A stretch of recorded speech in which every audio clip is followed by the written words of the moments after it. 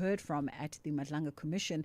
We thought because the man of the hour is at the ad hoc committee today, it's only about right that we bring you that live straight from Parliament. So let's go straight to Parliament, and then we'll come right back to you again later on during the show. Now, remember, by the time we approve the structure, we have the imperatives of the 7th administration, which among others say you need to make people of South Africa, all of them, feel safe. Not some people somewhere. Not a certain grouping of people called public representatives or councillors or those who are political. You now have a new direction, a new political imperative that say protect all the people of South Africa, make them feel safe. And in fact, it is in line with the Constitution of the Republic. The Constitution of the Republic doesn't allow you to protect some and not others. It doesn't. So when we looked at that, that is when I wrote the directive, I took into consideration, I'm still going to go to the reasons, but I'm just picking up that you had to, you can't freeze people. You now have a new structure that caters for the needs, for the need of the, or further need of the political killing task team.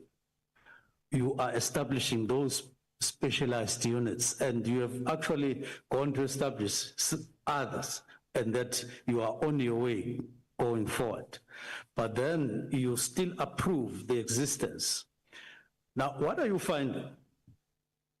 You are going to find that those people who are in the murder and robbery unit that was approved in 2019, approved again when we did the structure in 2024, they are going to sit and not do their work because the political killing task team is there, and or it's them who are not going to do work. That's what you're finding in Gauteng, for instance.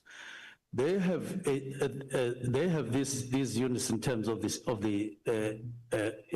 new structure. Serious and violent crimes, and you have organized crime.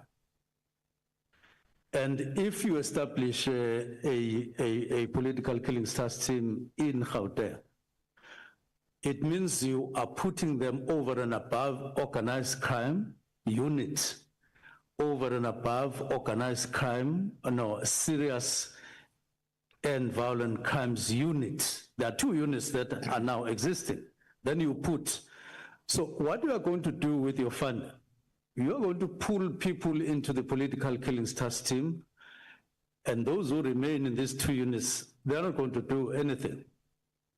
But you are going to be piling people with an undefined kind of situation, and they're not going to be effective on the ground. There's just no way you are going to be effective on the ground, because you are piling people for the same task.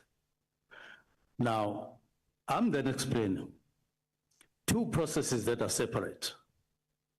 You create the political killings task team for a particular objective. You assess it in 6 months. You then sign to extend it up to 2022. And you don't do it after 2022. But all you do, you approve funding for that. And from where I sit, you don't meet the prescripts of the PFMA. And therefore, if you're called by SCOPA, if I'm called by SCOPA to say, how do you justify what you were funding beyond 2022, you will not have an answer. Because what the motivations that you were getting, they were motivations for money. They were not motivations based on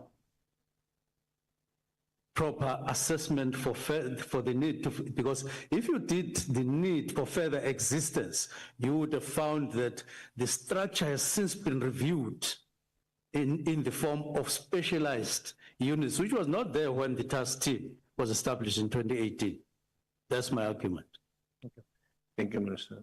Honourable Chair, shall we take the lunch adjournment at this point?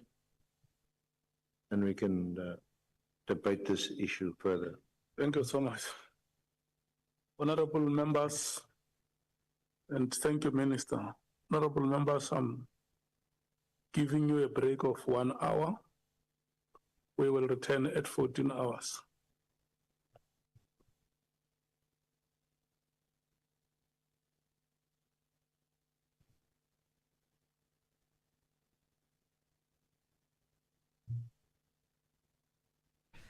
And just like that, as we were settling into the ad hoc committee, they've taken a break for an hour. This would be the lunch break, I assume. We were actually trying to figure out with the team, because it seems as though, unlike the Madlanga Commission, where there is structure with the 9:30 start time and then the 11 o'clock tea time and then the 1 o'clock lunch break time, it seems as though for the past week, since the inception of the ad hoc committee, they've really just been fluid in their schedule and sort of have taken breaks when and however they felt like it. So it kind of makes it also a bit tricky from our end to plan in the interim times. But we are going to take a quick break right now. It's 20 past 1 o'clock. We're going to take a quick break and then we come back on the other side. We're going to catch up with Sibahle Mota, who is the SABC news reporter and, of course, resident here now on our show, as she helps us understand and unpack everything that's happening in these parallel processes.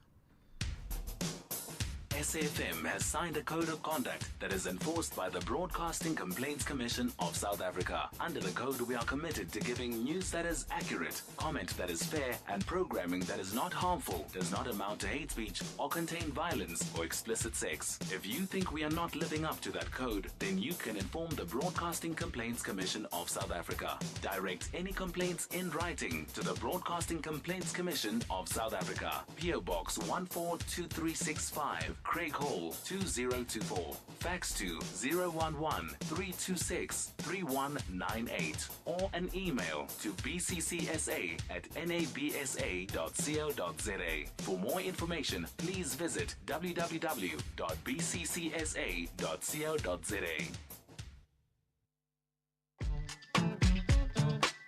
Bridget Masinga, weekdays on The Full Circle. All right, it's just gone 20 past 1 o'clock as we get into our conversation with Sibahle. Oh man, even the minister in the presidency has had to jig her schedule and her briefings since the morning around everything that's happening at the ad hoc committee. Sibahle Mota joins us now, SABC News reporter. How are you doing this afternoon, Sibahle? I'm good, and thank you for having me, Bridget. Oh, thank you. It's good to have you back. All right. I mean, let's get into it. At this point in time, I think it's hard for us to keep track, with both these parallel processes happening, the Madlanga Commission on the one end and the Parliamentary Ad Hoc Committee on the other hand. It's almost difficult for me to know which day is which on which one now. But let us firstly just round up what's happened since the beginning of the week in the Madlanga Commission, which has sort of had a stop-start week so far. Absolutely, Bridget. I mean, if you remember, on Monday, we saw an application that was brought by attorneys for media houses, the Daily Maverick and Media 24. There's trying to oppose an application that was brought by evidence leaders to request that the witnesses who would be taken to the stand this week, they wanted to hold those sessions behind closed doors. They call it in camera. So we saw the Daily Maverick bringing this application and saying that this is in the interest of justice. They want transparency, and this, the press freedom as well as media expression is protected in the Constitution under Section C, which is Chapter 2 of the Bill of Rights. So that is the application that we saw. And then there was a compromise that was reached, Bridget, to say the witness who would be taking the stand on Wednesday, witness X, would provide his testimony remotely through an intermediary. But we obviously ran into some challenges on Tuesday when witness X encountered various technical glitches, which Justice Madlanga described as something that would have an impact on his safety and on his life. This then subsequently prompted evidence leader Advocate Adela Hassim to be the one who was reading witness X's testimony into the record. So we concluded earlier than usual, and we returned again today, where Advocate Matthew Shackleton made another request that the witness who was going to give his testimony or her testimony today request that in a closed session in camera because of the nature of the sensitivity of investigations that are currently taking place. And it's not a matter of their face or their voice being heard, but it is a matter of these investigations being in such a sensitive and crucial state. And he even said, once they conclude investigations, then maybe they can make that information to the public. So as you rightfully described, you are at a go and stop a phase of the Madlanga Commission. Absolutely. And from what I heard this morning, Witness X is now going to resume testimony, I think as of tomorrow, if I'm not mistaken, or maybe even still today, resume that testimony in a closed session without any media in the room as well. No, definitely. So my understanding is that there is a new witness, and this witness is somebody who's close to the investigations of these cartels. So they'll definitely be hearing the witnesses' testimony behind closed doors from today and tomorrow. And remember, what initially was supposed to take place this week, Bridget, was that we're going to hear, I think, 2 witnesses through an intermediary, but technical glitches occurred which threatened somebody's life. Yeah. And now there's been questions raised about witnesses that are supposed to come before the commission next week who had agreed to do or to give their testimony via audio with their faces not being shown also remotely. And now this raises questions if those other witnesses will be comfortable enough to give their testimony, via audio, seeing that there were technical glitches that hindered witness X from completing his testimony. Yeah. So I think as the Madlanga Commission proceeds, we are running into various challenges that the commission in itself it's probably new to the commission, obviously, but they're also having to negotiate and balance out public interest and also compromising investigations. And remember, this was a topic that you had raised. When does actually public interest take precedence over the fact that investigations could be compromised? Yeah. Yeah. It would be just a final nugget from my end on this one. It would be interesting. I don't know if anybody of consequence listens to us who owns those audio companies where they distort your voice in real time. Because then perhaps that could be the solution where you are off camera visually and your vocals get distorted in real time. And we are then able to hear the vocal testimony of all the witnesses, but without actually seeing them or identifying them by a voice. Just quickly, Sibahle, we've just taken a break from that ad hoc committee. Today is the day. It is the day for suspended Minister Senzo Mchunu. His appearance at the ad hoc, what are we to make of that so far? Bridget, I haven't been really following Senzo Mchunu's testimony at the ad hoc committee, but I think what would interest me is possibly his reasoning behind disbanding the PKTT, because as you know, Mkhwanazi as well as the National Police Commissioner General Fani Masinga had said that Senzo Mchunu did not engage the reports that they had given him to maybe further give him reasons to disband this PKTT. He didn't engage any of the reports, and according to the PKTT, they were a successful team. They had been brought in to assist in different provinces, even here in Gauteng, where they cracked the syndicate that has ultimately led to Ket Matlala being arrested, as well as Gatiso Amulife being linked to another murder. So I think it will be interesting to watch what his reasons were and why he didn't engage, in the report that Mkhwanazi, as well as General Fani Masinga, had actually wanted him to. And also the timing. Remember, he sent out a letter disbanding the PKTT on the 31st of December when General Fani Masinga was on leave. And this was something that General Tata Mkhwanazi was not, did not know, and it was broken through the media as well. So it will be interesting to hear his reasons and perhaps even hear his side of story as to how he relates to this Brian Mokgotsi chat, as well as Vusiket Matlala. So I think from now on, I'll be watching it with a hawk's eye to hear his, his evidence. And I mean, I'm also waiting for the day when he appears before the Matlanga Commission. Absolutely, because I get the feeling you and I are going to be in conversation tomorrow about this first day appearance. And the burning questions are definitely the reasoning behind that PKTT disbandment, the need for its immediacy. A lot of the parliamentarians saying, well, you said immediate in the instruction. So why was it such an immediate thing? And as you say, a lot of people also wanting to know that relationship, because the big question is, did the police minister lie before Parliament in March? And then he later retracted and he said that he knows Brian Mokgotsi as a comrade. So people wanting the answers to those questions, and a lot of people already saying, well, either or, his fate is now sealed as a minister of police, and perhaps he will remain a suspended or even former Minister of Police after these processes. But we wait and see. Sibahle Mota, thank you so much for the time. We'll chat with you again tomorrow. That was Sibahle Mota, SABC reporter, and of course the contributor on this show, in as far as walking us through the Matlanga Commission. It's just gone 1:30. Time for us to catch up with the headline news. Good afternoon, I'm Jolani Tulongwepe. Making headlines, Minister in the Presidency Khumbuzo Ntshavheni has announced that the US government has approved a PEPFAR bridge plan for South Africa to the value of $115 million.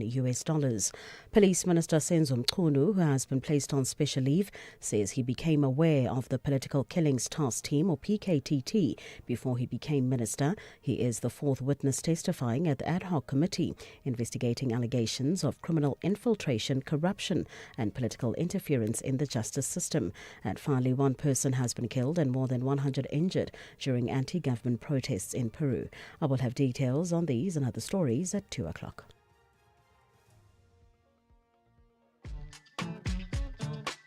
Bridget Masinga, weekdays on The Full Circle. Alrighty, let's get into some, I guess we can call it the commercial break during the ad hoc committee. We are your commercial break relief during the ad hoc committee. We are getting into a conversation now, stages, pages, screens and more. And we're talking the Quaver vocal group, which triumphed at the international competition in Poland. And I'm presuming this was a choirs competition, because I'm talking to Kagiso Zwane, who is a member of the choir. Stages, pages, screens and more on The Full Circle with Bridget Masinga. Alrighty, Kagiso, how are you doing this afternoon? Hi, Bridget. I'm very well, thanks. Fantastic. All right, I guess first and foremost, congratulations are in order for your achievements out in Poland. Give us a little bit of background in as far as this international choirs competition. Thank you very much. We're very happy to have won the competition. So the competition in question was held in the town of Turin in Poland, and this was the 11th edition, where we competed against choirs from around the world, countries such as Singapore, the Netherlands, Austria, Norway as well. And we competed in 3 categories, namely jazz, sacred music, and mixed adults. Mm-hmm. And I'm very happy to say that we won all 3 of those categories, and on that basis went on to the Grand Prix round, where we competed against 3 other choirs who had also won their categories, and we were triumphant there too. So we came back with 4 awards, including a special prize that the judges gave us for music of a high international standard. Wonderful. For those of us who are not familiar with your choir, the Quaver vocal group, from where does it come? Where do you guys find roots on this fabulous country of ours? So Quaver Vocal Group is a Johannesburg-based choir. This is our 16th year in operation. It started 16 years ago, but with 8 members. Okay. And has since grown into what we now see as this 54-member choir that, performs in competitions around the world, as well as does several concerts in and around Johannesburg throughout the year. So that is our background. We are all adults a combination of students and working adults, just united by our mutual love of choral music. And we get together weekly for rehearsals, with some weekends when we are preparing for things like competitions or big concerts. Yeah. Now, it's always been of interest. You know, we watch these musical shows and we see South African choirs go and perform in front of these judges. And it always seems like there's a novelty around South African choral music, or perhaps even just the sonic sounds of our choirs versus how maybe other parts of the world might sound. Is there a difference there, and what is the allure with how we present choral music? I think, South Africa has a deep choral heritage. Many people, will be familiar with their community choirs that they've had their parents, grandparents might have sung in. Our schools are very active in the choral space.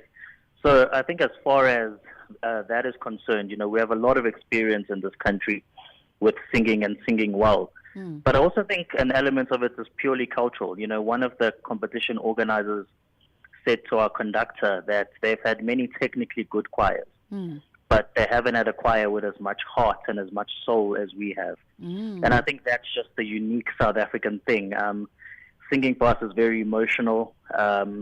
It's how our family celebrates. It's how we grieve with one another.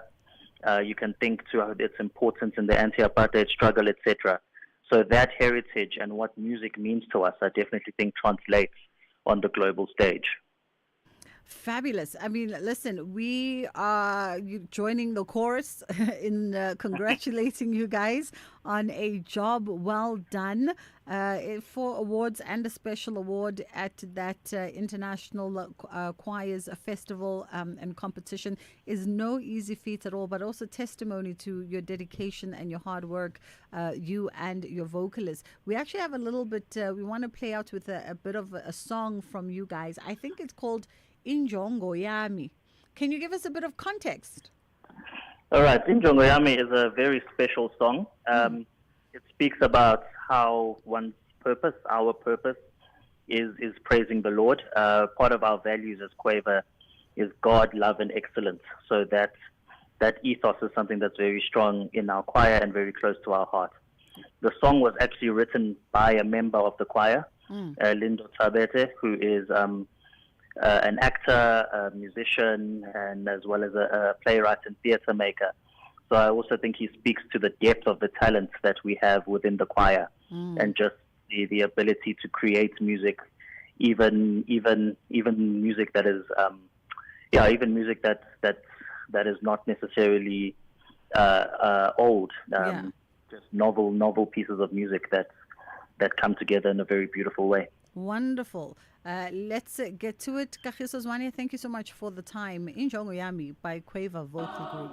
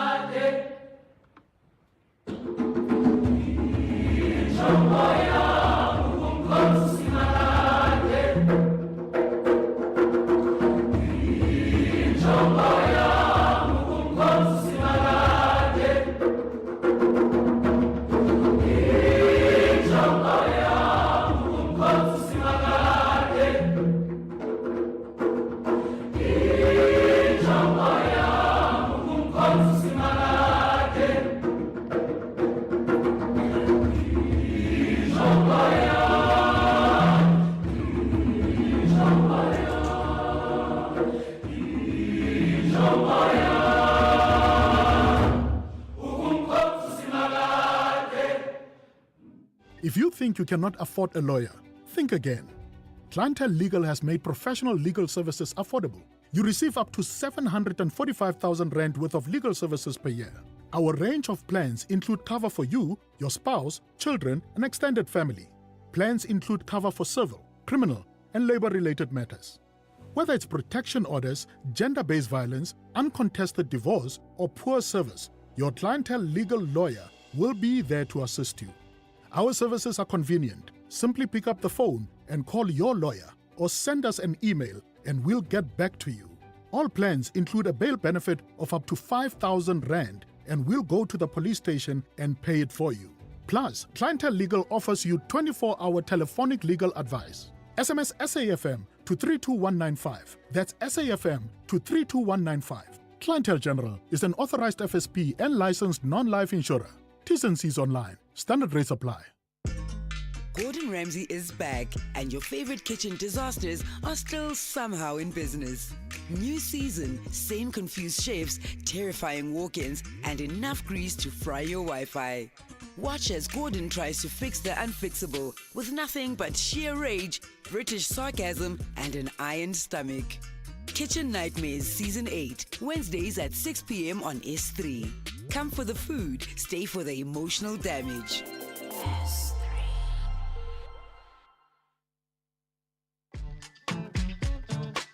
Bridget Masinga, weekdays on The Full Circle. Alrighty, we are catching up with Chantal de Gouveia now, who is an associate in the employment law practice at Cliff Decker Hofmeyr. And according to the SA Federation for Mental Health, about 13% of South African employees live with a diagnosed mental health condition. And yet employers navigating the line between supporting mental wellness and enforcing performance standards can be complex, or rather for employers. Chantal, how are you doing this afternoon? I'm great, thanks, and you. Thanks for having me, Bridget. Only but a pleasure. We appreciate the time. 13% of South African employees live with a diagnosed mental health, and I always stir on the side of caution because I almost feel like that is 13% of people who have shared. Yes. Probably a larger number of people who have not shared. And it speaks to the prevalence, though, still of mental health issues in the workplace. Yes, absolutely. So we are... All right, we're going to try and get Chantal back again on the line. Seems like there was a drop from an unintentional drop from her side. It's gone 20 past... 22 rather. It's 2 o'clock on this fine Thursday afternoon. I didn't realize that Inkatha Freedom Party, just as a side note, a little caveat, I didn't realize that Inkatha Freedom Party is celebrating their 50th anniversary. What a milestone. It'd be interesting to also reflect back on the party and its history and legacy at some point. All right, we've got Chantal back. Chantal, we were saying, this data speaks to the prevalence of mental health issues in the workplace. Absolutely. And Bridget, we're actually seeing quite an influx of these types of cases that pop up. We're seeing a lot more awareness and a lot more employees opening up about their mental health issues. When can employees start sort of using their mental health status as a defense against poor performance, right? Because a lot of times in these conversations, there's that question of folks would not share that they have some kind of mental health issue that they're dealing with because for the stigma that's attached, the association with performance or lack of performance, that becomes part and parcel of the conversation. Absolutely. So for an employee to rely on that as a defense, they would need to show that there's a link between whatever condition that they have and the poor performance. So in other words, if they did not have this mental illness, their performance would be normal or perfect. And how do you go about doing that? Like, is there practice, some kind of expectation as to that process? Walk us through that. So what we would normally see, and usually we would get this at a disciplinary hearing stage, employees would present medical certificates or they would raise issues with their line managers to state that they are undergoing psychological evaluation, that they're being medicated, and the employer would ordinarily ask for a medical certificate, and that usually initiates the process or investigation. In cases where one perhaps is having some performance challenges, right, while they're grappling with their own mental health, but they don't want to disclose or feel like they should disclose. What then happens in those instances where perhaps you do feel like there should be some patience and leeway given to you, but you also don't fully want to really share what could be going on in that moment? The difficulty is that as an employee suffering from a mental illness, the onus would be on you to raise this as a defense. And ordinarily when these things start to pop up or where the employee is forced to speak up is at the disciplinary stage. So often cases we'd be asked to chair a poor performance inquiry, and at that stage the employee would say, listen, I haven't wanted to raise it as an issue because obviously it is a sensitive issue in South Africa. And they would raise that as a defense, which would usually alert the employer, who would sometimes say, look, we never knew this was an issue. I see. Have there been perhaps recent cases that have been brought up for, in front of tribunals or relative bodies and perhaps some interesting judgments in as far as this is concerned? Yes, absolutely. So the most recent one I actually wrote an alert on is the Arbels case, and it was before the Labour Court, and it was also for poor performance.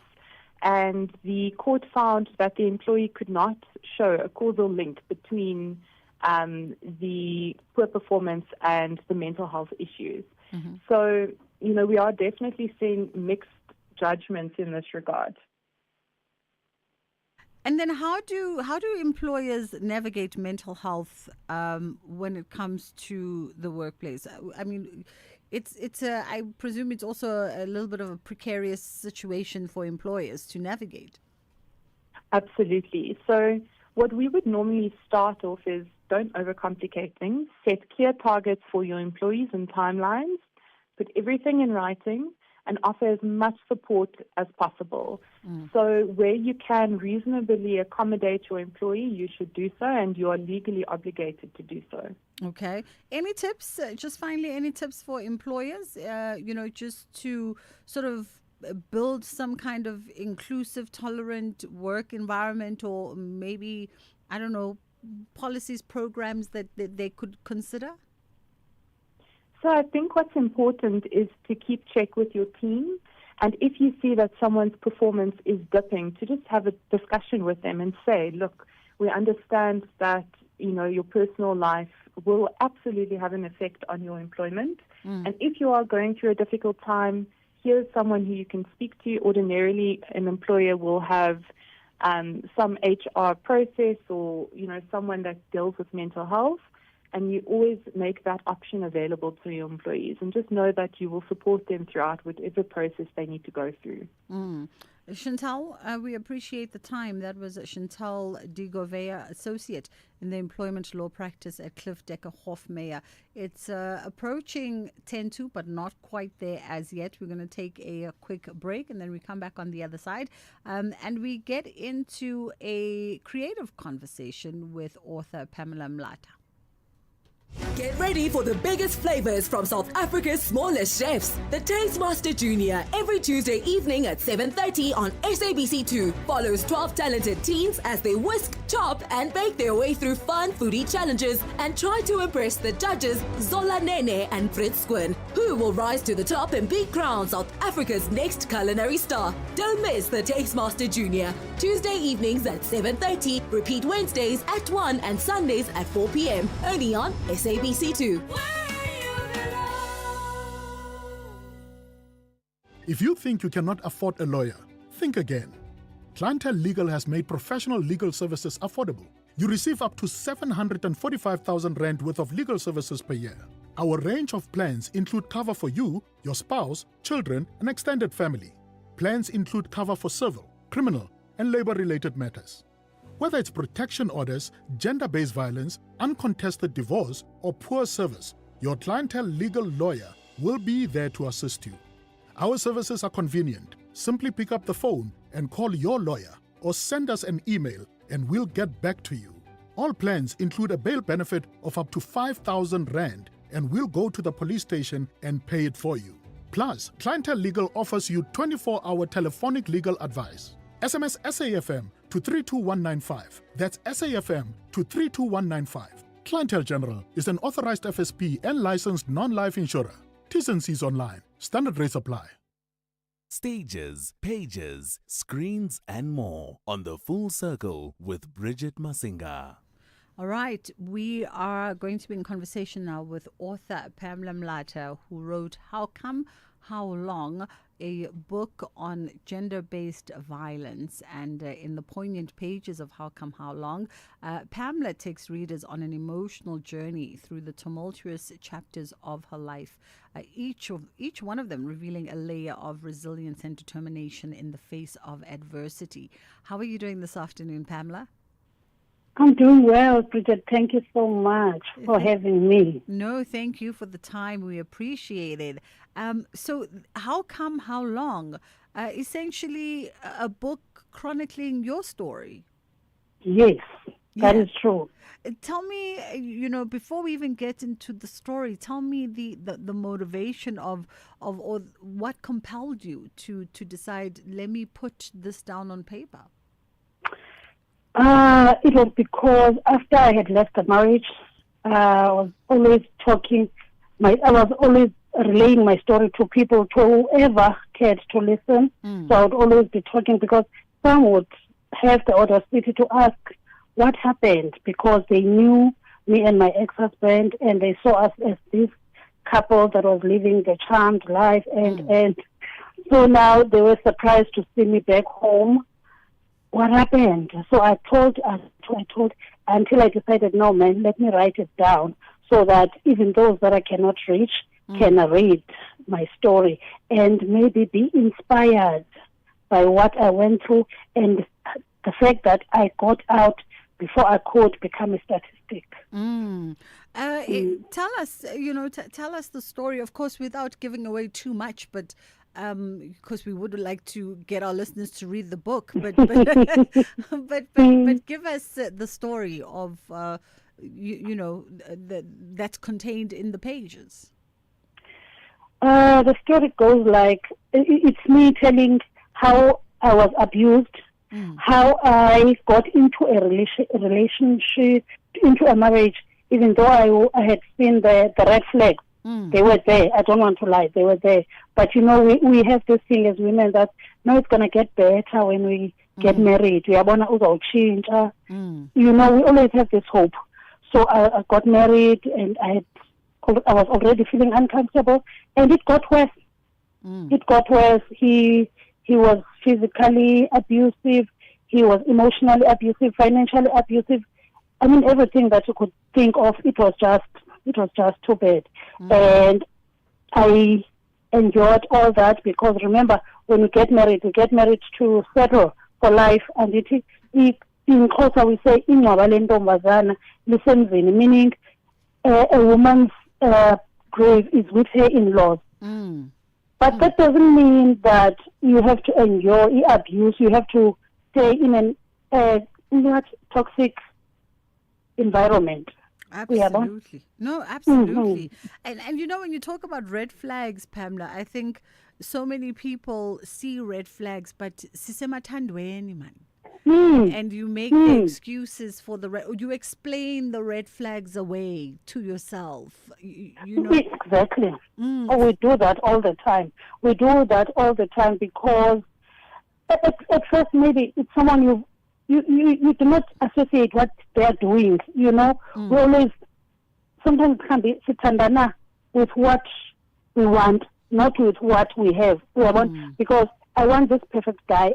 Okay, there's no one perfect, but I want this guy who's respectful. I want this guy who's one man. But the truth of the matter, you can see that this is not the one of our last. We're not gonna make it, because I can see that he doesn't want to see me happy, and every woman that he sees must be in his bed, even though I'm here. Absolutely. Sithandi Potential, that's our... Hello. Sithandi Potential. Yeah, And then, I know we're talking about, a serious matter because this was your life. This was, something you lived through. And you lived through the fear and the threats and the desperation of it all. Do you recall that, especially when it comes to the physical abuse, that first strike, that first incident, and what were your thoughts when that happened, when he laid a hand on you the first time? I was shocked. I was so shocked because there was absolutely no reason for it. And we were not married by then. He was still my boyfriend. And Jonga Bridget, he had seen a number of my ex-boyfriend. And ex was not even a factor in my life when I was with him. He was an ex of a long time ago, but because we were working together, his number happened to be in my work diary. And so he saw his number and he wanted me to explain. I explained, no, man. And one day, he clapped me like you cannot believe. He clapped me, and I was shocked because that was the first time a man had ever laid hands on me. In all honesty, because I was that girl who knew no man can lay a hand on me because who am I? I mean, everybody who was ever in my life knew I come from my family. My mother would never take that. I would never be abused because my mom bezothatha indawo uyabo. But it happened. And it happened. And a lot of people might ask, and I'm sure you've gotten this question before, Uguti, I mean, you're not married at the time. He lays a hand on you. You're in disbelief and shock, and maybe you even think, "Hi, man, it's not going to happen again." Because it's almost like I'm almost imagining that every woman who's been in an abusive situation has a similar thinking process. Maybe, I don't know. Uti, hi, man, it's not going to happen again. He's not this person, and then ultimately you get married to this person. And then things start to escalate. At what point do you then start thinking to yourself, Kalini Pamela, this situation is not good for you? Jonga Bridget, you cannot believe when I tell you that even before, we were discussing in the Lobolo Ekai. So while they were discussing it, I told them that, listen, I don't think I want to go through with this. And they were like, you're being dramatic. I mean, people already know that you're getting married. So what do you expect us to say? Okay. And then I thought, okay, let me go for it. Maybe I'm also, and then it was like when I was inside and I could see, it was not going well. But then I would compare it with my friends who were married, friends that were in the same circles with, okay, even Obani are going through this, so I must also enjoy it. But one day it came to me, I am not them. This is me. This is my life. And by then it was already too late, Bridget, because I was also toxic. I was also violent because I even stabbed him. Even when he was I would rucha back, and sometimes I would say things that I would like, no, I did not say that. I had changed. Basically, I had changed from the person that I am and the person that I love. I had become somebody that I didn't know, and it's then that I decided, it's enough. It was enough, Absolutely. And I mean, and you hear these stories about how when you live with a monster, at some point, even you become a monster that you can't recognize in the mirror. You do. How did you find the courage? And, we have to wind down on our conversation, but how did you find the courage to leave? Because that's the other thing. Then you have you realize that you must go. But to find the courage to actually pack your bags and close the door forever becomes a different thing.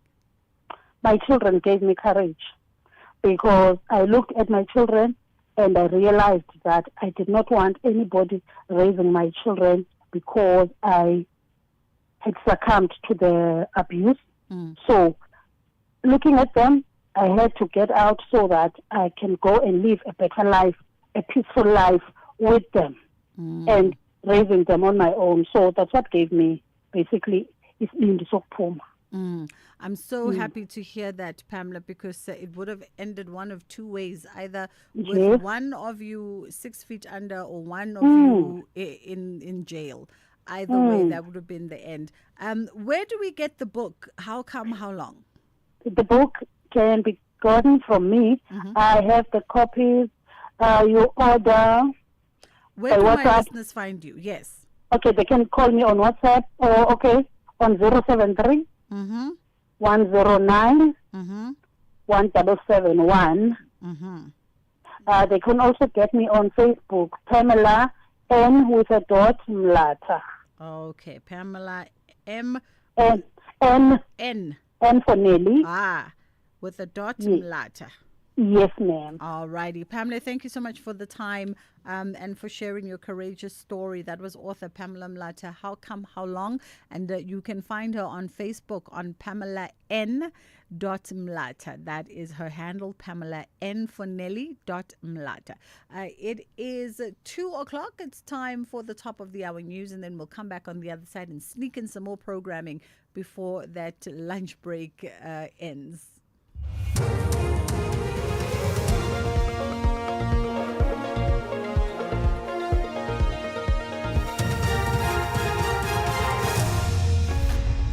Top stories this hour. The US approves a PEPFAR bridge plan for South Africa, and one person has been killed during anti-government protests in Peru.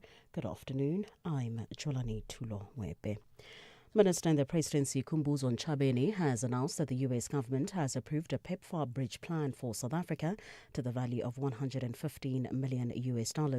In January, the Trump administration announced a 90-day funding freeze on US foreign assistance under the condition of reviewing and aligning global assistance with US interests. Shortly after, the US ordered a stop work order directive, expanding the pause to include a freeze on all foreign aid programs, including PEPFAR. The move threatened South Africa's progress in the fight against HIV/AIDS. Ntshabeni briefed the media on the outcomes of yesterday's cabinet meeting. Cabinet welcomed the approval of the PEPFAR bridge plan for South Africa to the value of $115 million for a period of 6 months from 1st October 2025 to 31 March 2026. The PBP is meant to ensure uninterrupted HIV service delivery in South Africa by supporting HIV/AIDS service continuity and prioritizing country-specific needs and life-saving impact. Cabinet expressed its appreciation to the government of the United States of America on its commitment to supporting and sustaining progress in the fight against HIV/AIDS. Police Minister Senzo Mchunu, who has been placed on special leave, says he became aware of the Political Killings Task Team, or PKTT, before he became minister. He is the fourth witness testifying at the ad hoc committee investigating allegations of criminal infiltration, corruption and political interference in the justice system. The committee's evidence leader, Advocate Norman Arendse, is leading his evidence-in-chief. Mchunu, who is accused of giving a directive to disband the PKTT, explains. That's how I thought about it, and that's how far I went in thinking about what I'd been thrust into. The Eastern Cape government has committed to paying all outstanding compliant invoices of scholar transport operators by the end of business today. The department also says it will clear payment backlogs by the 16th of next month. Premier Oscar Mabuyane held a meeting with the operators in East London. This after a 2-day shutdown by the operators due to delayed payments for services since April. Mabuyane says the priority is to ensure learners are back in the classroom and such disruptions do not occur again. Calling for the agility, we're calling for efficiency, for effectiveness. Managers must manage, workers must work, accounting officer must take full responsibility, MEC must provide the overall leadership, working closely with the Department of Education. There can't be an effective and efficient service in the scholar transport if Department of Transport and Education can't collaborate and work in a quite integrated manner, because this is where the numbers are, and we can't be transporting numbers that are not there. The Western Cape Mobility Department says it will consider extending the 30-day closure of disputed taxi routes in Mfuleni, Somerset West and Strand. The routes were shut down 30 days ago following widespread gun violence in which at least 8 people were killed. Provincial Minister Isaac Sileku says a decision will depend on the outcome of talks between rival groups Kata and Kadeta. What we're actually looking for now is for them to actually to say that we intend to work with government in trying to resolve some of the issues, because we are all cognizant of the fact some of these issues that is of contestation are issues that won't be resolved within a space of 2 days or 3 days. So what we are looking for is for their commitment to say we are willing to look at these issues while we are looking for solutions. There won't be killings, there won't be intimidations. 1 person has been killed and more than 100 injured during anti-government protests in Peru. The authorities said most of the injured were police officers. Clashes broke out as security forces sought to disperse demonstrators trying to reach Congress in the capital Lima. The BBC's Mimi Swabi has the story. What started as a peaceful protest in Peru's capital ended in violence and chaos. It was the first large demonstration since the new Peruvian president, José Herri, was sworn in, promising a swift crackdown on crime. Gen Z-led protests first erupted in late September, triggered by pension reforms affecting young people. But they quickly escalated with crowds expressing anger over corruption and growing insecurity. Young people were joined by transport workers who say the government is not doing enough to combat extortion. President Herri accused criminals of infiltrating the latest demonstration, looking to stoke violence. Recapping the top story this hour, Minister in the Presidency Khumbudzo Ntshavheni has announced that the US government has approved a PEPFAR bridge plan for South Africa to the value of $115 million. For SAFM News, I'm Jolani Tulo-Webe. The Full Circle with Bridget Masinga, Monday to Friday, 1 to 3 p.m. Clientele is here to safeguard you and your family with compassion because life happens. Be part of a family that truly cares. Our funeral dignity plans have helped South Africans bury their loved ones with dignity for more than 30 years. Let us help you create a meaningful tribute that honors your life and those of your loved ones. We pay out within 24 hours and you will get double accident cover with a clientele funeral plan. Our plans are affordable. Pick the option that suits your needs. Easy to apply, no medical examinations and no paperwork. SMS SAFM to 48031. That's 48031. Clientele Life is an authorized FSP and licensed life insurer. T's and C's online. Standard rates apply. The Seagulls are counting on the power of victory to find comfort in the top half. Reaper across! 2-1 Albion! Unbelievable scenes at Stamford Bridge. Meanwhile, the Magpies want to start collecting points to level up to a decent position. Looking for Baltimore! And the big German gets another goal. This is the Premier League. Experience Brighton and Hove Albion versus Newcastle United on Saturday, 18 October at 3:30 p.m. Live on SABC3 and SABC Plus. Proudly brought to you by SABC Sport. For the love of the game.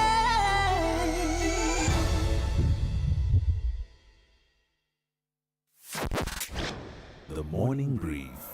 I think it's worth running through the numbers that lead you to the conclusion that South Africa's is the worst and most persistent unemployment crisis in the world. What does that look like? In 1994, 3.7 million South Africans were unemployed. Today, in 2025, we have 12.5 million unemployed. Now, we have fewer than 4 in 10 working age adults who get a job. This is not what happens in the rest of the world. That's Anne Bernstein, Executive Director of the Center for Development and Enterprise. Tulasizwe Simelane on The Morning Brief. Find the podcast at safm.co.za. Catch the Tastemaster Junior this Tuesday evening at 7:30 on SABC2 as Judge Fritz Squirn shows the contestants how to make boerewors from scratch. Then it's their turn to create their own version and present a winning feast. Who'll serve up a meaty masterpiece and who'll get caught up in the grind? That's the Tastemaster Junior, Tuesday evenings at 7:30. Repeat Wednesdays at 1 and Sundays at 4 p.m. Only on SABC2.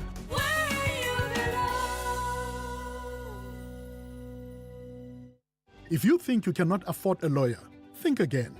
Clientele Legal has made professional legal services affordable. You receive up to 745,000 Rand worth of legal services per year. Our range of plans include cover for you, your spouse, children, and extended family. Plans include cover for civil, criminal, and labor-related matters. Whether it's protection orders, gender-based violence, uncontested divorce, or poor service, your Clientele Legal lawyer will be there to assist you. Our services are convenient. Simply pick up the phone and call your lawyer or send us an email and we'll get back to you. All plans include a bail benefit of up to 5,000 Rand and we'll go to the police station and pay it for you. Plus, Clientele Legal offers you 24-hour telephonic legal advice. SMS SAFM to 32195. That's SAFM to 32195. Clientele General is an authorized FSP and licensed non-life insurer. T's and C's online. Standard rates apply. The Full Circle with Bridget Masinga, Monday to Friday, 1 to 3 p.m. All right, just as we were rejigging our schedule, it seems like they've cut that lunch break a little bit shorter. But because we do have some paid features that we have to get through on the Full Circle that are part of our regular programming, we're going to dip into that. And then immediately after that, we are going to go back to Parliament and take that ad hoc committee live. So for the purposes of now, we're going to get into Kids Corner. This program is brought to you by SABC Education, enriching minds, enriching lives.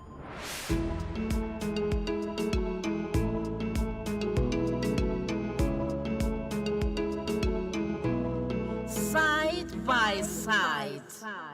Good afternoon and welcome to Side by Side, brought to you by the National Department of Health, Ilifa la Bantwana, and the SABC Education. I hope you are having a great day. Today, let's talk about identifying cognitive delays in children. On our drama episode yesterday, we heard from Umam Cindy and Nesphiliso, who discussed the signs of cognitive delays and the importance of early intervention. Joining us now to talk about identifying cognitive delays is Ms. Heike Meyer, an occupational therapist from Steve Biko Academic Hospital. Ms. Meyer, thank you so much for joining us today. Let's start with the basics. What are some of the signs that might show a young child could be experiencing a cognitive delay? I just wanted to say thank you for the opportunity, and I'm really happy to speak about this topic today. So to start with the basics, when a child is experiencing a cognitive delay, you'd often see them having difficulty speaking to their friends or perhaps their peers. They're also not speaking maybe with their parents, or there's not a lot of words that they are saying. Sometimes you'd see that the child is maybe having difficulty to remember a familiar routine, such as being able to wash hands before you have your meals. Sometimes as well, even in play. So you would have the toy, you would give the toy to the child would either mouth it or would bang it, but there would be no functional use with the toy. So they would really struggle to just understand what the purpose of that toy is. And then other things is also maybe perhaps in school, the child would struggle to maintain attention, or even at home, they would struggle to focus maybe on one specific thing. Yeah, and then overall general things such as you'd see the child might struggle to feed themselves, they might struggle to put on a pants, or they might even struggle to go to the toilet, even though you have practiced a lot of times. So there's a lot of signs that parents can identify from a young age, even up until the child is in school, to see if they have a cognitive delay. Well, some parents may worry when they see the signs. I wanted to find out, like when you begin to notice these signs that you've mentioned, what steps should you take to get the right help for your child? So definitely, if a parent suspect that the child has a delay, I think it's important that they should first observe at home exactly what is happening. So they should try to take note of perhaps the child was doing something in a different way, how many times they were doing it that is not in the normal way, and then as well as in which context. So for example, if there was a play date and the child was struggling to pretend play and parents are noticing that, I definitely think that they should observe those signs first.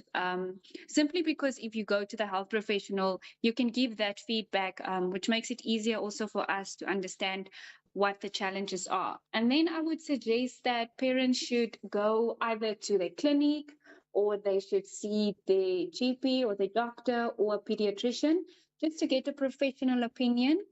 From there on, we can make the referral, or the referrals can then be made to an occupational therapist or a speech therapist or whatever is needed.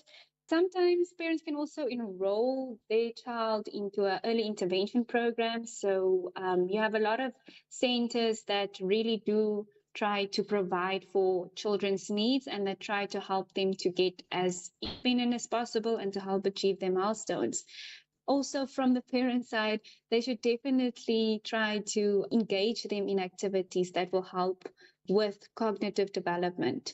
Yeah, and also if the parents are really struggling, to just try to read up on what could be the signs, but also to take the advice of a professional opinion because that will help them to get a better understanding. So there are steps that the parents can follow to get the help for their child. So then also, if your child is in school, very important to just speak with the teacher and find out actually what is happening with the child in the classroom. Oftentimes, the teachers pick up that something the child is maybe struggling with focusing in the classroom, and then the parent might not even be aware of it, or the parent is aware of something like that, but they don't exactly know what's happening. So it's important to speak to the teacher and perhaps work a way of how can both parent and educator support each other. And then also there are various Facebook groups and WhatsApp groups where parents who also have children that go through these challenges where they can get support. Often it's best to hear it from someone who has experience, and it also helps the parent to know that they are not alone in this whole process, that there is people out there that are in the same situation as them. Yeah. And sometimes children take a little longer to start talking, and parents wonder how can they tell the difference between a child who's just catching up and a situation that might need more urgent attention. Sure. Okay. So I think that if a child is taking a bit longer with talking, it's important to check and see, are they meeting all the other milestones? Because when we look at the child, it's not just the cognitive aspect that we're looking on our own. We're also looking at the motor aspect. We're also looking at the social aspect, and all of those form a holistic overall being of the child. So we can't just look at cognitive delay and rule out that they might have a problem or they're just catching up. Also check that if the child is still using things like, he's still using gestures to communicate, he is trying to understand you. I don't think that you should worry that they might have a cognitive delay, but it would be beneficial to rather just go to a professional. And then normally what happens is that they have like a checklist that has various milestones of what the child should reach. And this will help to determine if the child is on track or not. In therapy, specifically from my perspective, when the child comes and the child is taking very long to talk, I do often tell some parents that, just because the book says you should reach this specific milestone at 12 months does not mean that your child is expected to reach that, because every child is different and they grow in their own pace. We can give it a grace period of 3 to 6 months to see if they will catch up. But then again, one has to make sure that the other milestones are indeed reached. And if nothing happens or no catching up or improvement happens after the 3 to 6 months, that is when we need to get some further attention. So you would see that the child by 12 months, there's no babbling, is not pointing, maybe not even responding to the name. Later on, the child is not even mentioning words, like maybe less than 20 words. The speech is also becoming very limited. And also you'll see them, they have been difficulty understanding instructions, and there's no poor eye contact with mom or with dad, and they don't really play well with games like peekaboo. So those are the urgent signs that they should look out for. But then again, as I said, that we give it a 3 to 6 months period. But if there's any problem, then they should definitely, seek out to a healthcare professional, and then perhaps with the talking, a speech therapist would be the best healthcare professional to see, so that they can start with evaluation. And sometimes, even if the child is not speaking, it could maybe be like hearing loss. Maybe there is an underlying learning disability, or sometimes even the child is struggling to control the muscles in their mouth when they are speaking.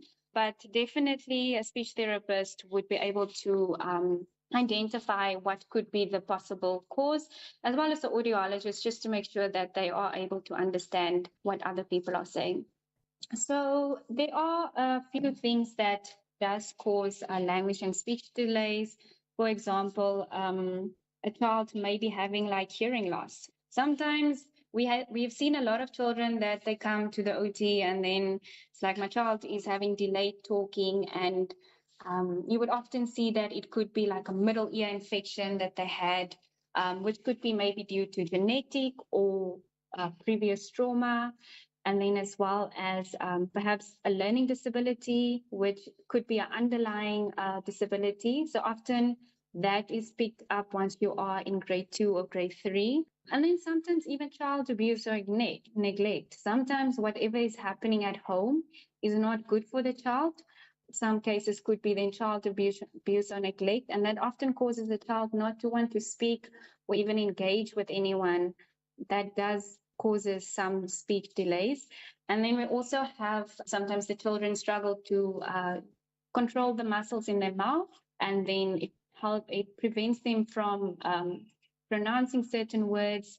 One thing as well is the autism children. So the children on the spectrum, they also have speech delays and language delays.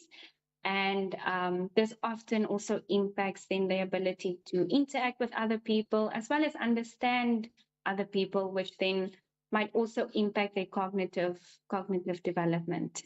And sometimes there's no cause, but these are a number of things that should definitely kept in mind if you do, as a parent, start to wonder why is there a delay.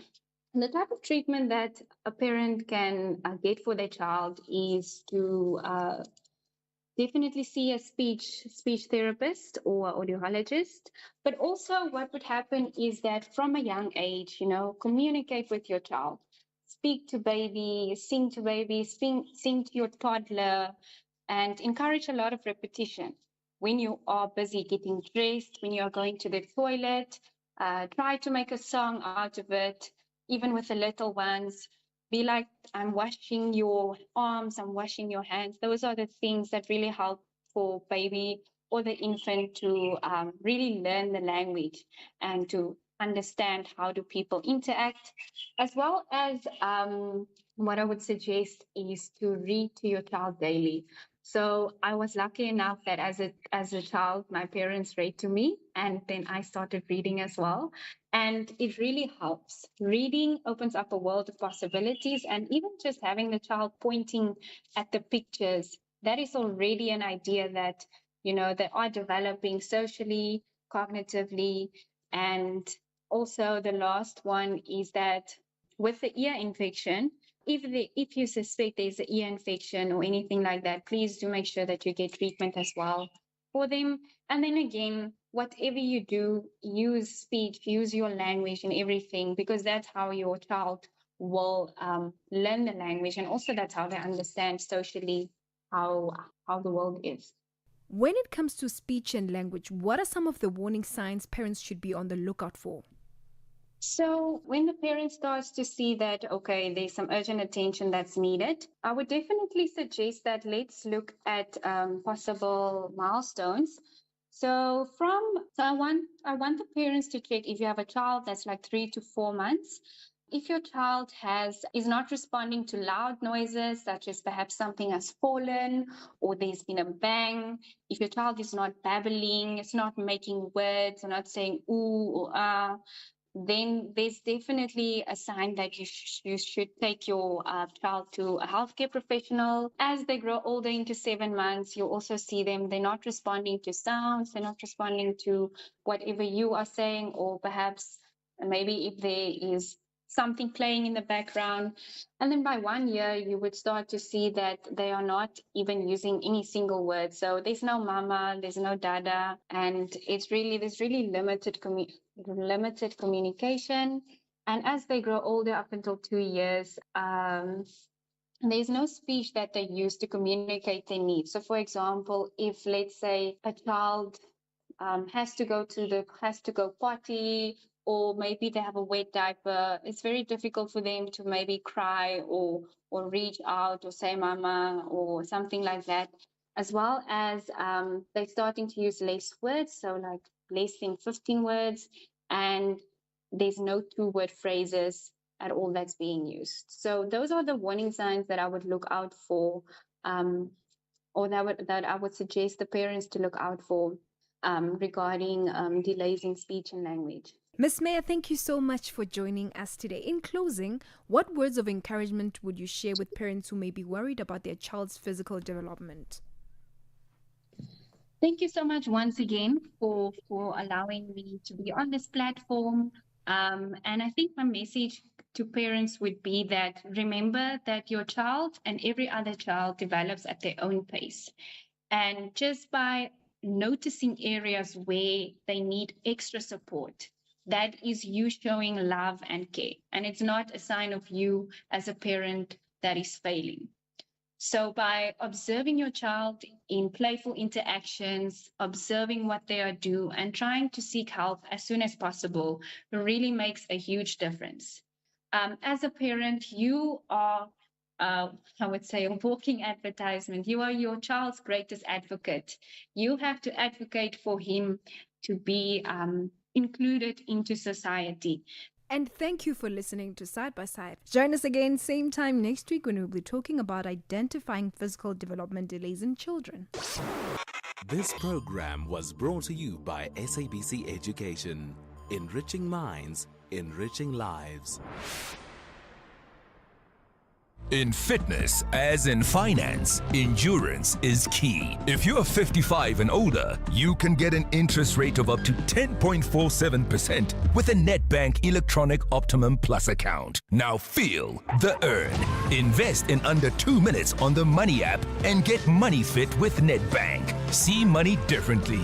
Nedbank. We're licensed FSP and registered credit provider. T's and C's apply. For more info, visit nedbank.co.za. Think about 6 years ago, when Amapiano was just a musical instrument, when streaming meant watching water flow, not videos online, and remote work was only said when your remote batteries died.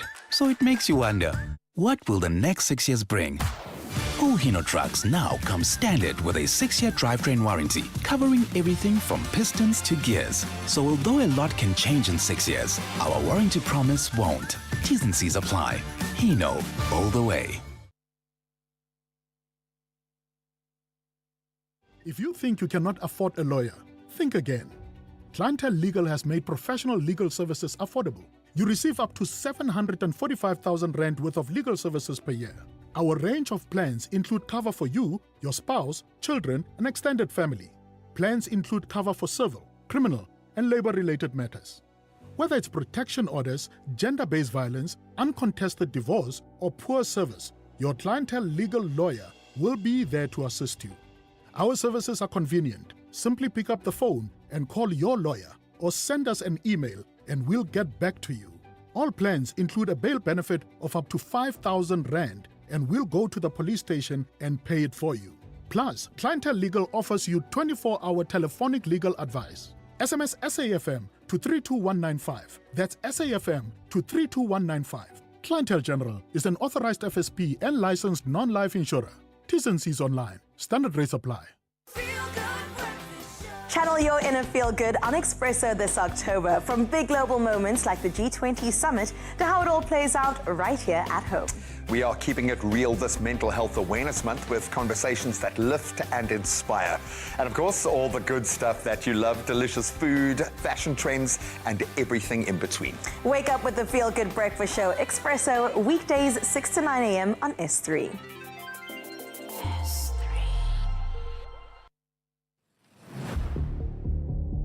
This October month, SAFM focuses on cybersecurity awareness. As we live more of our lives online, staying safe in the digital world has never been more important. From spotting cyber threats to protecting your personal data, SAFM brings you the conversations that empower you to stay secure.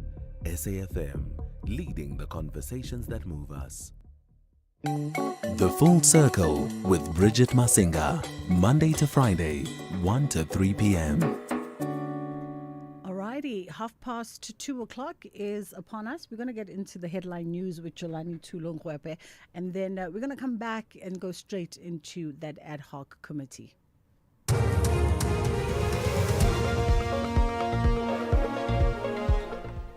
Good afternoon. Making headlines, Minister in the Presidency Khumbudzo Ntshavheni has announced that the US government has approved a PEPFAR bridge plan for South Africa to the value of $115 million.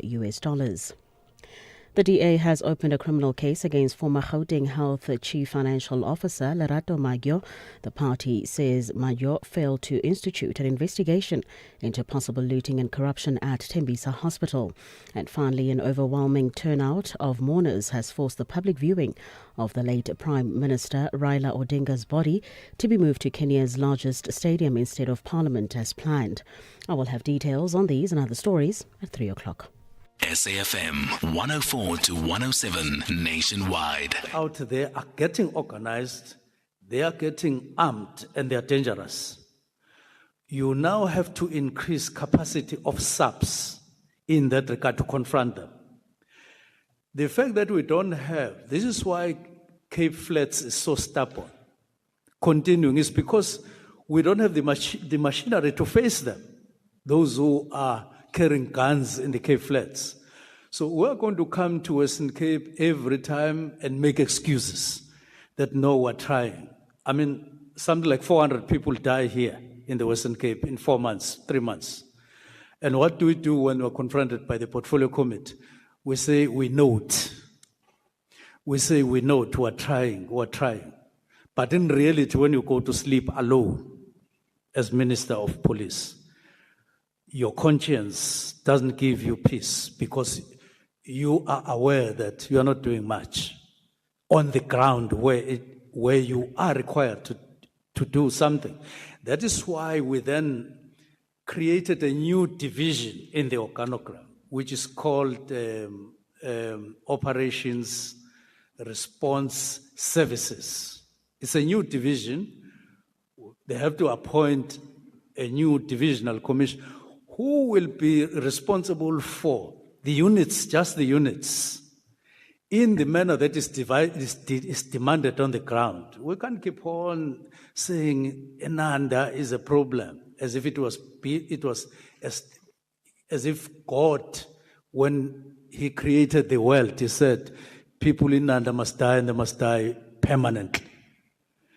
In the south of Johannesburg, El Dorado Park, Rivali, people must die on a permanent basis. Cape Flats must. That is not God's plan. And it is not in keeping with the Constitution of the Republic. And if you are given a task to be Minister of Police, you've got to be anxious and keen to end that. It must worry. That's why I convened a meeting on the 22nd of November of the National Commissioner, his deputies, and provincial commissioners, and said to them, once the watch ticks 1 o'clock or 1:30 in the morning, I lose my sleep because of the increasing number of people, the rate of murder in the country, because of drugs, and because of proliferation of firearms.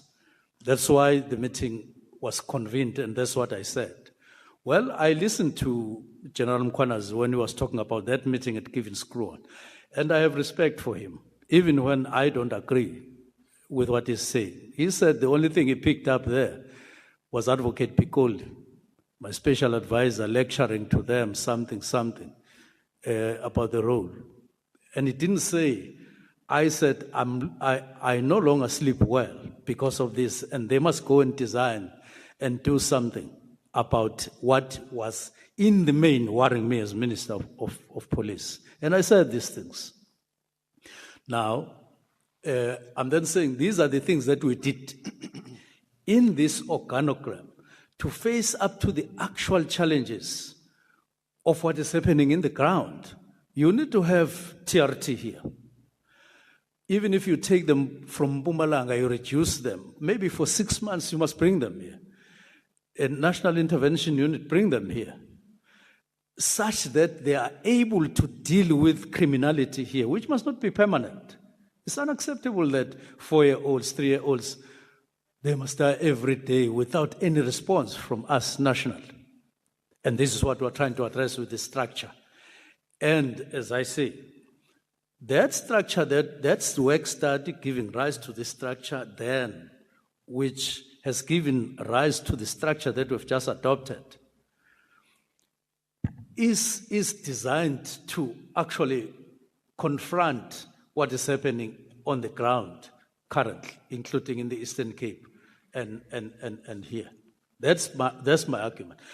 You may feel good about the National Political Killings Task Team. It has done work. It's fine. But you can't keep on relegating the majority of people in South Africa and focus on councillors and amakos. Not because they must die, but you are saying what morality, what ethics. I'll come to that at the end. Thank you. So thank you, Minister. So all that, what you're saying comes down to this, that the organizational plan that was adopted in 2019 already, that plan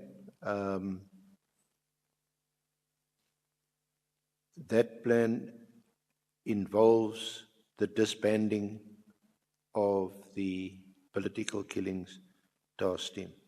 It's inevitable, even if it's not said by the word of mouth, for you to see that this is what it meant. Yeah, because can I just read to you what this plan says and what it says it means? It says under organizational placement, National Detective Service, all specialized capacities, there are 4 major changes proposed in this review of the structures of the Detective Service. Current approved national structure is attached for your convenience. That's that one that you know. There's a subsequent one which I'll also refer to. The first and foremost addition is the addition of murder and robbery, inclusive of taxi violence, as a section under the head-specific crime investigation. Secondly, after careful consideration, it was found that the title of head-specific crime investigation should be changed. The change from specific crime investigation was proposed to become serious and violent crime. Looking at the sections that will be placed under the head of serious violent crime will consist of the following: murder and robbery, including taxi violence, stock theft and endangered species investigation, existing units, vehicle crime investigation, existing units, and national investigation and cold case unit, including tracking teams. The third change would entail the placement of a cold case investigation capacity as part of the National Investigation Unit changing the name to National Investigation and Cold Case Unit. And yeah, so that's I'm just reading from the document. Now, nothing is mentioned of the political killings task team, or even political killings generically across the country. In my submission on page 18, yes, in my statement, 17 and 18, but look at 18 in particular. There is political matter team. It's added there, which I said would be part of matter and robber in terms of your structure. It is said there, page 18. This is not a reference to the 2019. This is not a reference to the 2019 work study. Yes, this is a reference to the. It starts from page 16. SB. Yeah.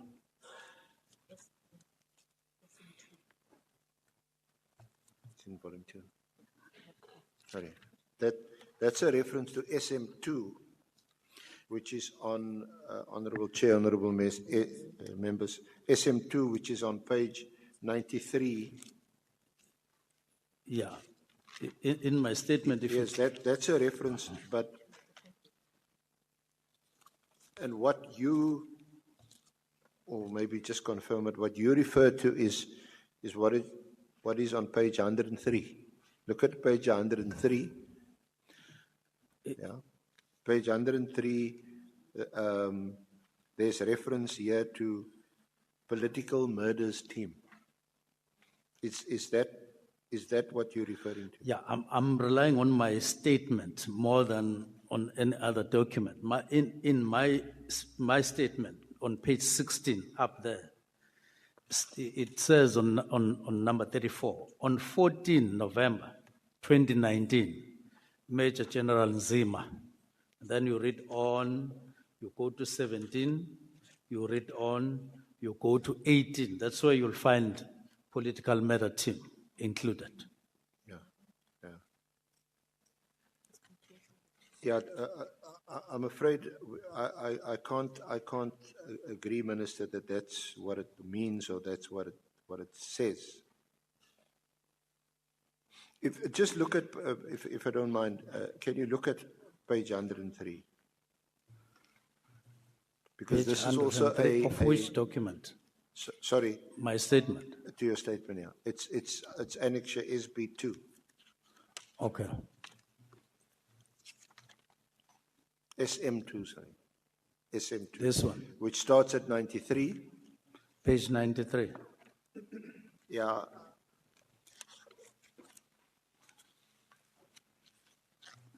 It's in volume. Okay. Yeah. So if you can go to you'll see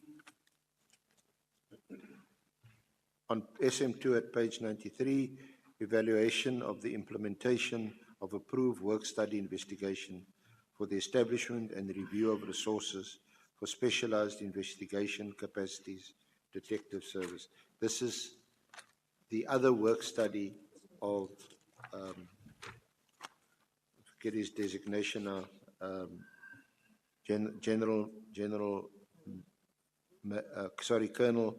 Colonel Murray's work study. So he says at the top of page 103, the task teams that are monitored run rampant for years without determining or accounting. Are you on page 93, Senior Counsel? Sorry?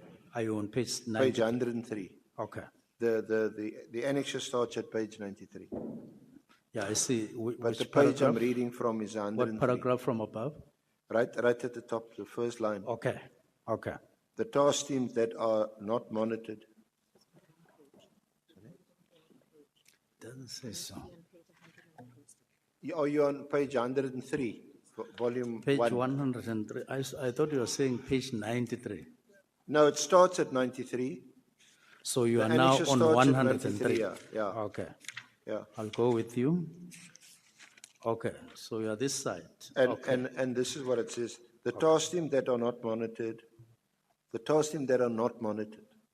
Yes, I see that now. run rampant for years without determining or accounting for the gap left where the members were taken from mostly at station level. Task teams found operating in provinces are as follows. Then it mentions the foreign vehicle task team, the multiple trio task team, essential infrastructure task team, kidnapping and ransom teams, extortion teams, counterintelligence task team, anti-gang task team, cash in transit and ATM bombing, political murders team, multidisciplinary task team, which may also be a reference to the political killings task team, knockout team, narcotics task team, provincial tracing team, and the illegal mining task team. So that is a criticism of all these task teams. What they are saying there is that when you go to the provinces at that time, you find these are all that you find, all these task teams. This is what you find. This is what they sought to improve. That's why they say, among other things, there's where they talk about ferocious, what, and they say there's duplication and overlap, which they seek to resolve. So can you explain? Because this is evaluation at that time. Can you explain? And this is the outcome.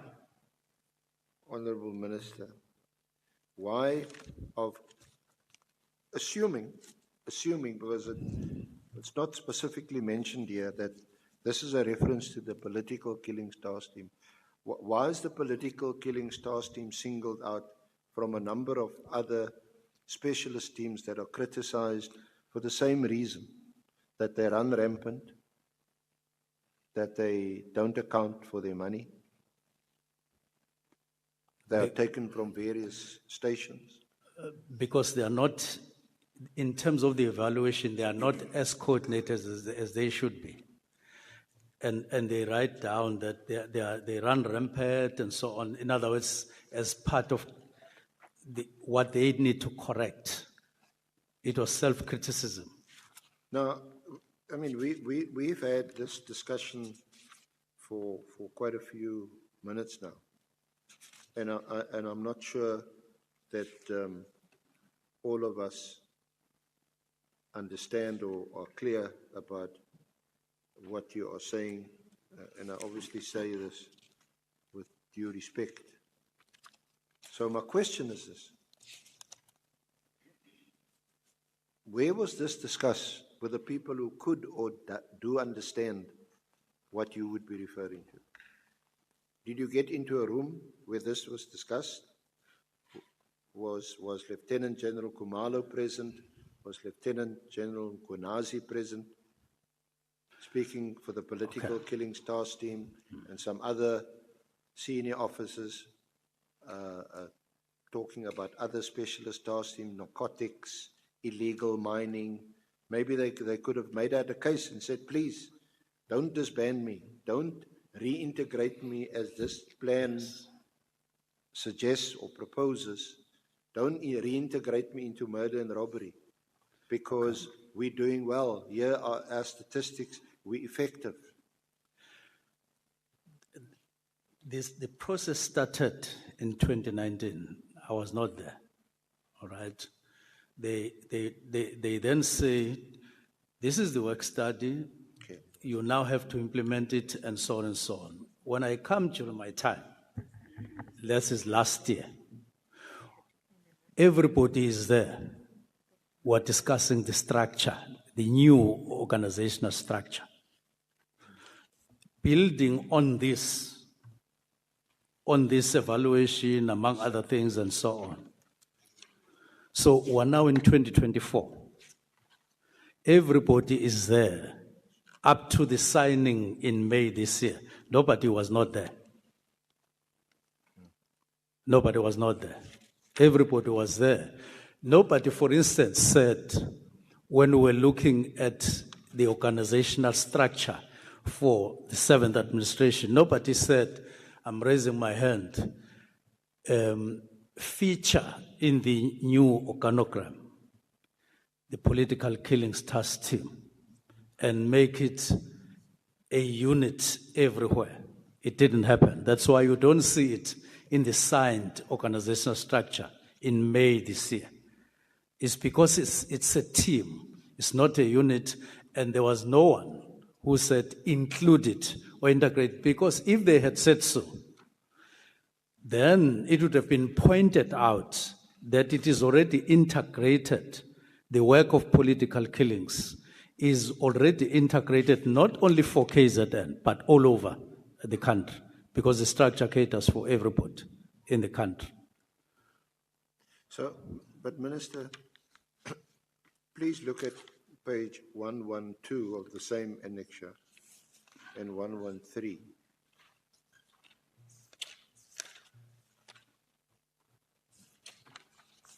And if you look at towards the bottom of page 112, these are recommendations.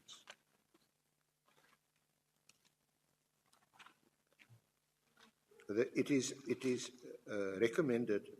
Are we on the same page? Yeah, I see. Yeah, Page 112. It is recommended that this investigation be disseminated to all provincial commissioners after completion of comments and signatures. Proper planning and implementation be done, criteria be developed, and just fast forward to page 113.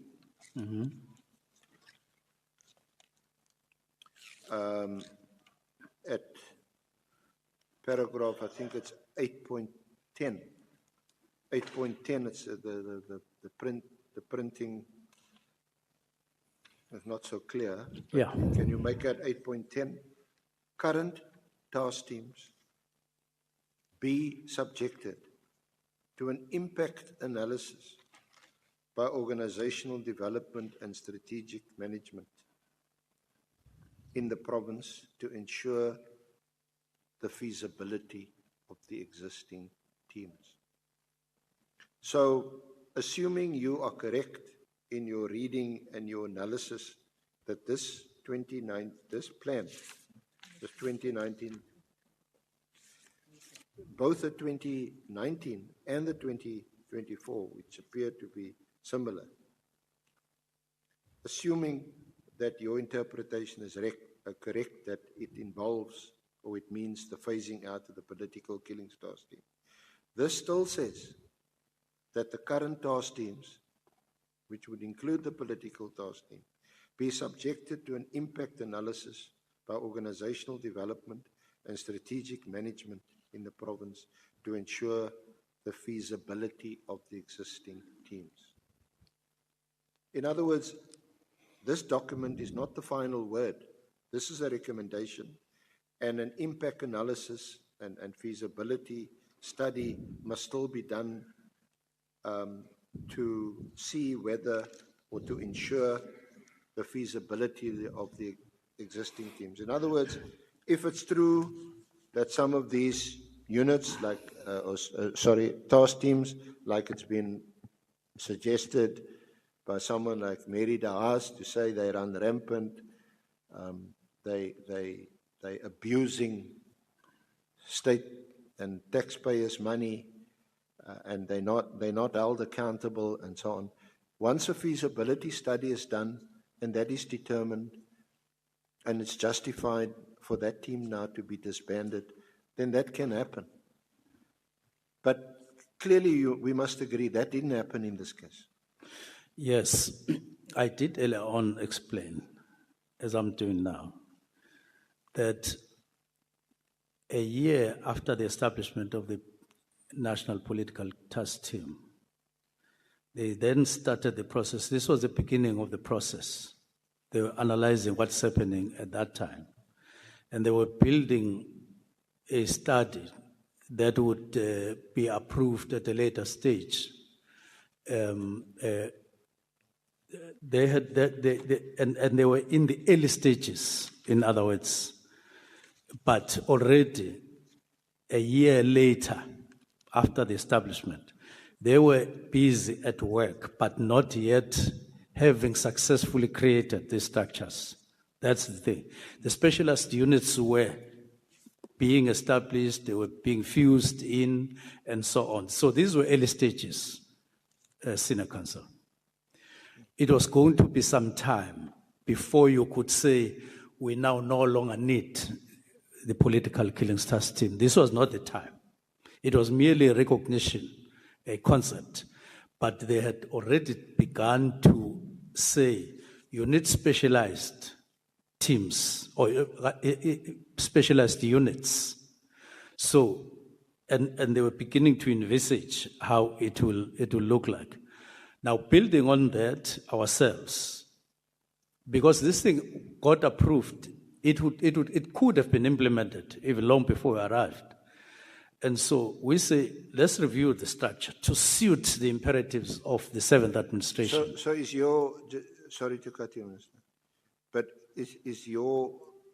are you saying that this was already approved by the time you assumed the position of Minister of Police, but there was a failure or implementation was slow. Implement it? Was slow. It had not reached the level where you could then do away or disband the National Political Killings Task Team. That's why they extended its life up to 2022 via motivations, via presentations, and then the National Commissioner and the Minister sign that we extend the existence of the National Political Task Team, which will then extend or provide finance or funding. So these two things needed to go parallel together in order to meet the obligations of the PFMA, so that you don't fund a structure outside the organogram perpetually without accounting properly for it in terms of the objective for which it was created right from 2018. And you needed to act responsibly now and say, by the way, what are the imperatives of the new administration? What do we have? What do we need to improve? What do we need to change? Which has happened. And in our discussions, we find that some of these things that we're discussing had already happened in terms of decision and thinking. Let me make an example. The ORS, the Operations and Response Service, we were told it once existed at some point, but then they did away with it. They said, no, we no longer need the Operations and Response Team. So where is it now?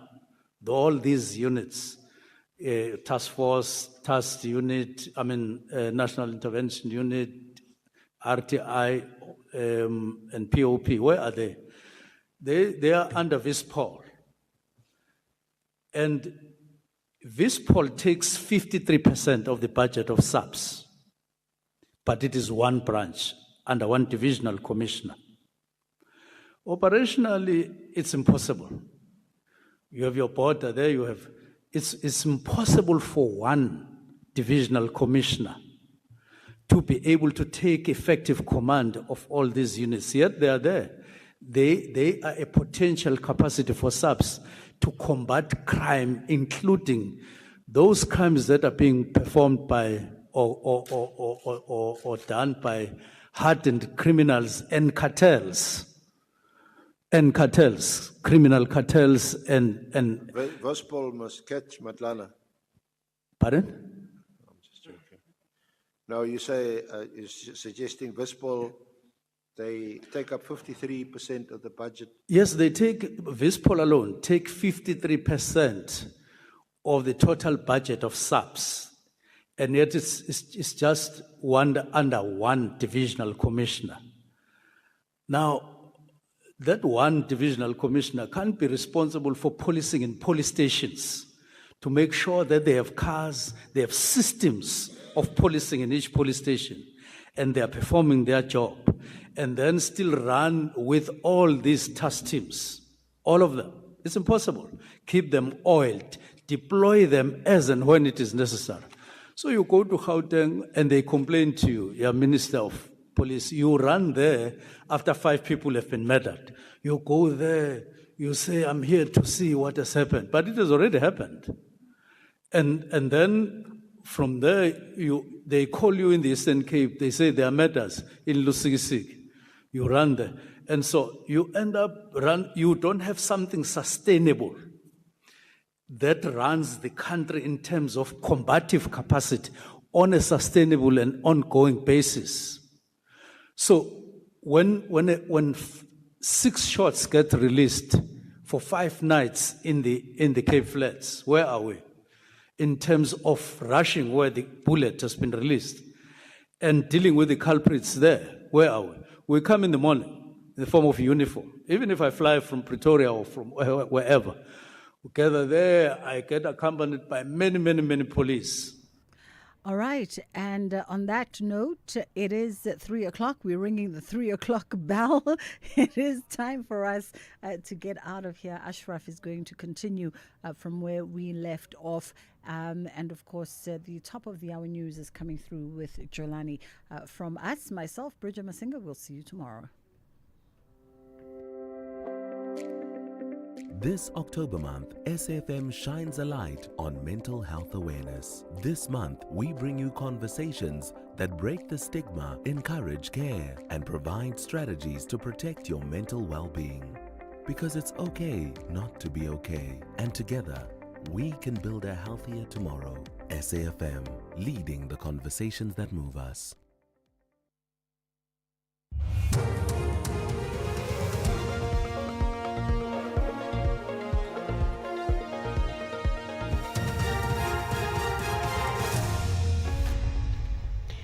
Top stories this hour. The US approves a PEPFAR bridge plan for South Africa and an overwhelming turnout of mourners for the late Kenya's Raila Odinga. Good afternoon. I'm Jolani Tulo-Webe. Minister in the Presidency, Khumbuzo Ntshavheni, has announced that the US government has approved a PEPFAR bridge plan for South Africa to the value of $115 million.